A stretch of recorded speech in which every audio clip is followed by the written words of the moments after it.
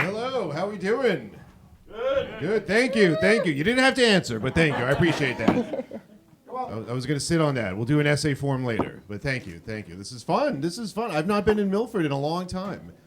And I was driving in, and I said, I think there's like a really sad 7-Eleven in this town. And then there was. I was like, sweet. Sad as ever. Are you guys done with the winter? Done. It's going to snow again? Yay. I only fake commit suicide. Don't do it for real. No, I'm done with the winter. I'm not. I grew up in New England, but I'm not a New Englander, like skin holding the cold weather, wearing fleece thongs type people. I grew up here, but I'm tropical people, so I'm not into this. I'm Colombian. Not going to kidnap anyone. But I will be sprinkling cocaine around here later. Banned. I figure it's a band. Somebody's done it at some point. No, just kidding. That's awful. I'm sorry. I thought I was on MSNBC for a second. Morning, Joe, please. But no, yeah. So I can't. I'm done. I'm done with it. But so hopefully one day we'll get warm. Cross our fingers.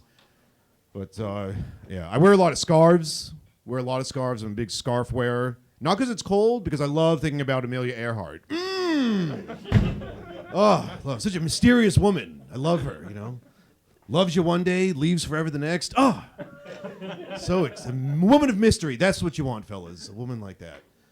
I love it. But I actually have a fantasy about Amelia Earhart, that she comes back, after all these years, but she looks the same as when she left, so she looks good and not, like, dead. And, hey, some people are into that. That's fine, just not me.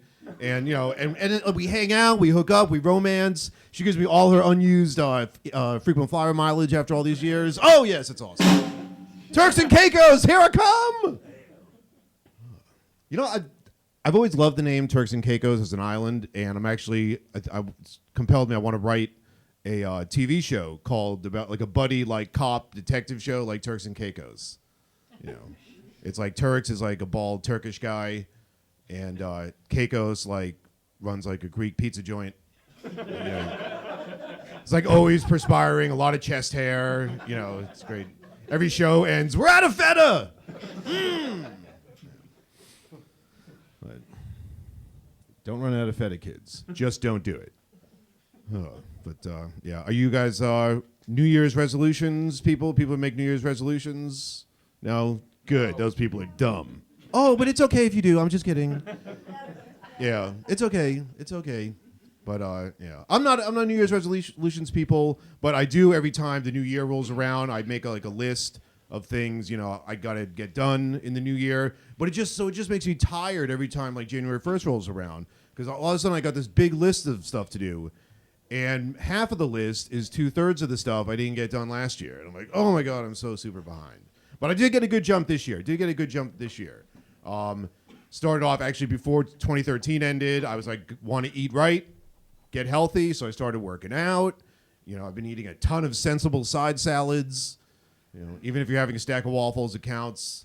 But I've been getting organized. I'm kind of not an organized fella. Don't let the great hair fool you. My life is a mess. But one project that I'm psyched that I did start out right out of the gate of 2014. I'm working on a movie. I'm writing my first film. Think it's going to be a good one. It's like nothing you've ever heard of or seen. When it gets made, let me hear what you think.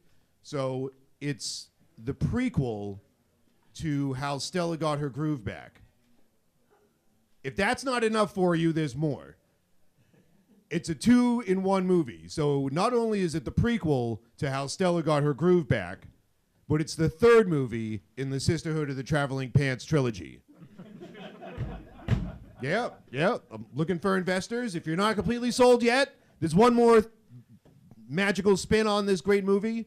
It's also in claymation. So please make your checks out to comedian Chris Timoney, LLC.UK.